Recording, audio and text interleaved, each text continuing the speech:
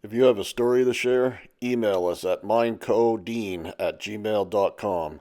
Be sure to like and subscribe. It really helps our channel grow, and it's completely free. Now, let's get into the story.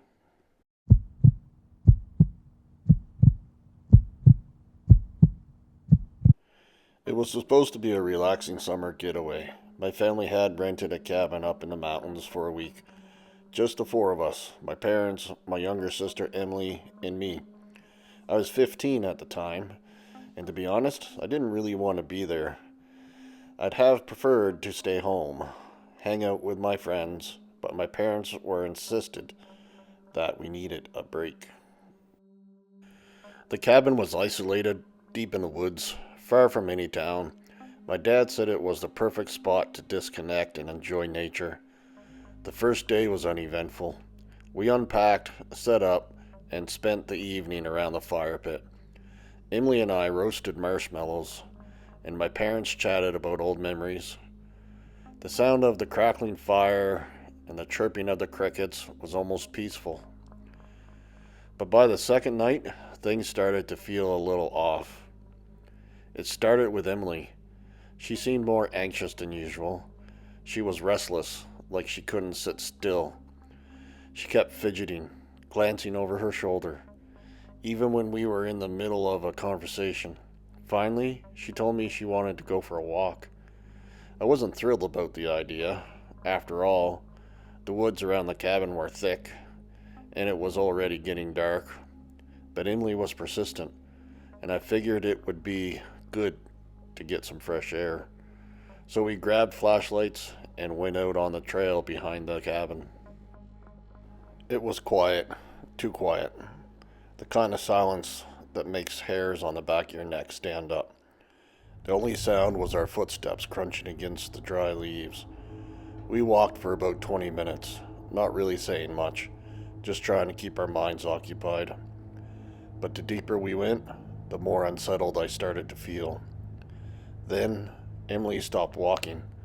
I didn't notice right away, but when I turned around, she was standing still, staring ahead into the woods.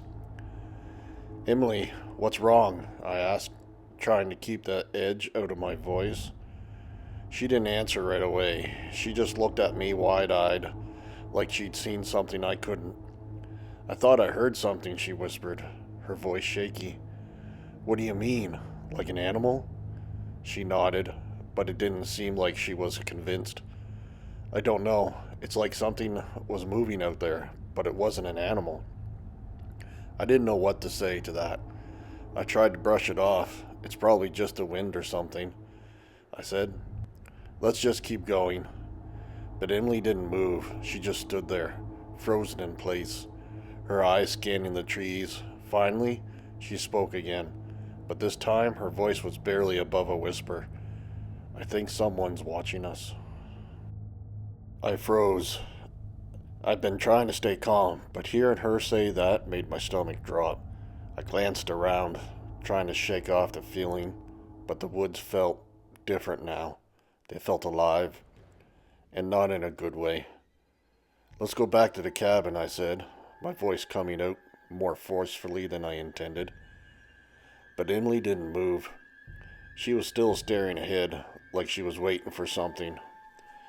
I followed her gaze, and that's when I saw it. A shape, something out of place in the shadows between the trees. It was hard to make out, but there was a figure standing at the edge of the clearing we were in. It was tall, unnaturally still. I thought I saw the flicker of a light, maybe a lantern, but the figure didn't move. It just stood there, watching us. My heart was pounding in my chest. Emily, I said, my voice shaking now. We need to go. Now.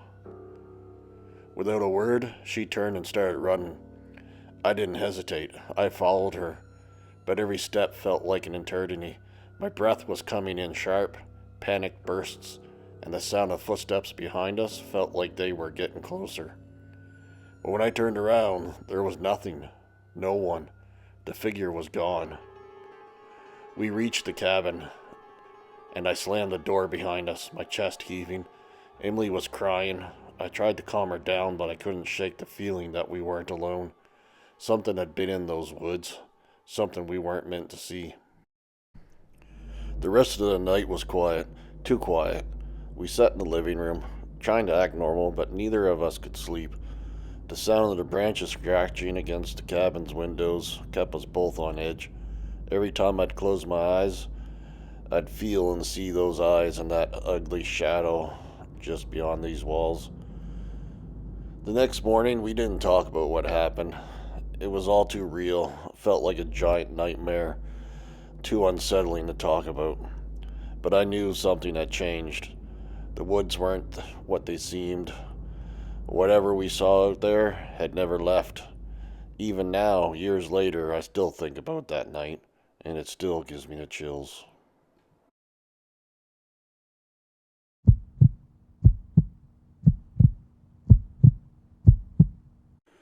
Summers at the lake were the best. My best friend and I spent every waking moment outside, fishing off the dock, swimming until our skin was wrinkled, and exploring the woods that stretched far beyond the shoreline. Both our families had cabins there, his about 2 miles down the lake road from mine, and every summer, that dirt trail between us became our own personal highway. One particular summer, when I was 14, we had ourselves adventures, building forts in the trees, daring each other to swim across the cove at night, and of course, scaring each other with stories about the old abandoned cabin that sat about halfway between our places. It was nothing more than a collapsing, old abandoned cabin. Wooden shell, boarded up windows, and a sagging roof. But to us, it was haunted. It had to be. Every summer, the local kids would dare each other to approach it, knock on the rotten door, or throw a rock at the shattered windows, only to run away screaming. Sometimes we'd even prank each other with eerie noises when walking past, but deep down, I think we all had a little fear of that place. One night, time got away from us. We were sitting on the dock, skipping stones across the glassy water and talking about random stuff. When my friend realized he had to head home, his family was leaving early the next morning and his parents wouldn't be happy if he showed up late. "I'll walk halfway with you," I said. It was already getting dark, and even though we weren't scared of the woods, something about walking alone at night made the air feel different. The walk started off normal. We joked around, talked about the biggest fish we'd caught that summer, and made plans for the next day. But as we approached the old cabin, we both fell quiet. Even in the dim light, it looked more menacing than usual.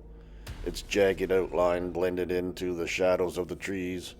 We passed it quickly, neither of us acknowledging it. After a few minutes, we reached the halfway point. My friend said goodbye and took off down the trail towards his cabin, and I turned back, retracing my steps alone. Then, that's when I saw it. A candle flickering in one of the windows of the abandoned cabin. I froze. No one had lived there for years, as far as I knew. No one had even stepped foot inside for ages. At first, I told myself it had been some other kids playing a prank, maybe some older teens trying to scare us. But before I could convince myself and walk away, I saw movement. A dark shadow passing in front of the window. A chill ran down my spine then, and I heard it. A low, mumbling, almost like voice, but distorted, garbled. Then the candle went out. The forest felt completely silent. No crickets, no wind, just a thick, suffocating quiet. My heart was pounding, my brain screamed at me to run, but my legs wouldn't move. I was stuck standing there in the middle of the trail, staring at the cabin, my breath shallow. Then a branch snapped behind me. I spun around. Nothing. I could not see anything. Then a growl. It was low, guttural growl, inhuman like. The kind of sound that you don't just hear, but feel deep in your bones. Then came the worst part, a long, deep howl or grunt sort of sound, like something ancient and furious, echoing through the trees. And suddenly I heard movement, heavy, thudding steps moving towards me, fast. That was it. My body finally listened, and I ran. I ran faster than I had ever ran in my life. Branches whipping at my arms, my lungs burning, and my feet barely touching the ground. I didn't stop till I reached my cabin, throwing the door open and slamming it behind me, scaring my mom half to death. She and my dad asked me what had happened, and I told them everything. They shook their heads, chalking it up to older teens messing around, trying to scare the younger kids. But I knew what I heard, and when my best friend came back the next afternoon, he confirmed it. Dude, he said, his face pale, right after we split up, I heard something in the woods, these deep, weird, grunting noises. I didn't even look back, I just ran the whole way home. We stared at each other, both unsettled, neither of us willing to admit what we were really thinking. We never saw or heard anything like that ever again. And a few years later, the old cabin was torn down when the land was sold. But to this day, we often wonder, was it just older kids messing with us? Or was there really something in that cabin? Thanks for watching. If you have a story to share, email us at mindcodean@gmail.com. Be sure to like and subscribe. It really helps our channel grow. And it's completely free.